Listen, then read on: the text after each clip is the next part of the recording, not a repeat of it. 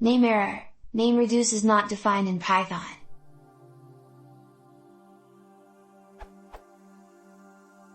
I'm using Python 3.2. Tried this, and got the following error. Tried printing reduce into interactive console, got this error.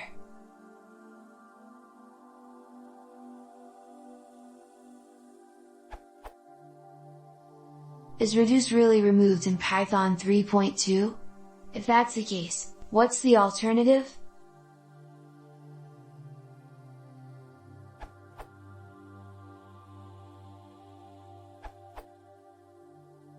It was moved to functools.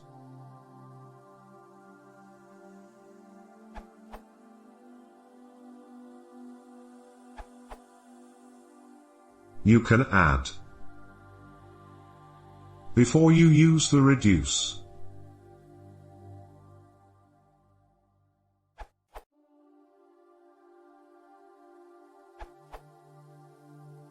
Or if you use the 6 library.